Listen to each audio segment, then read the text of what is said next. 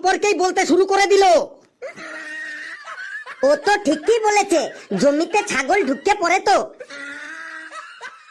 আবার আপনি সেই আপনার ছেলের পক্ষেই যাচ্ছেন।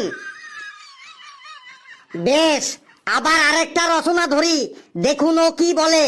ফেলুক, এবার তুই তোর দাদুকে নিয়ে একটা রচনা বলতো। স্যার, আমার দাদুকে নিয়ে রচনা বলছি স্যার।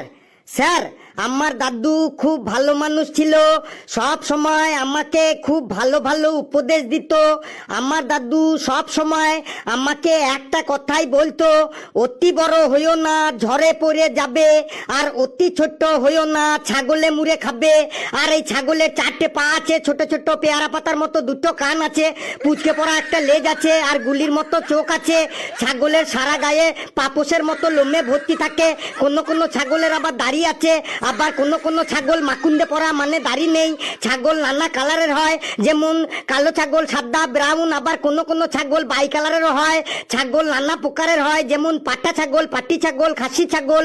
এই খাসি ছাগল যখন দোকানে কাটা হয় তখন তার নাম চেঞ্জ হয়ে যায় মটন। ছাগলের পটিগুলো দেখতে অনেকটা গুটি গুটি গুটি গুটি গুটি গুটি হজমিগুলির মতো। আর ছাগলের যা পায় তাই খায়। ছাগলের মুখটা 24 ঘন্টা চুলবুল চুলবুল চুলবুল চুলবুল চুলবুল চুলবুল চুলবুল চুলবুল করে চলতেই থাকে। স্যার, কেমন লাগলো স্যার দাদুকে নিয়ে রচনাটা? দেখলেন দেখলেন, ওর দাদুকেও ছাড়লো না, ওর দাদুর মধ্যেও সেই ছাগল নিয়ে চলে এলো।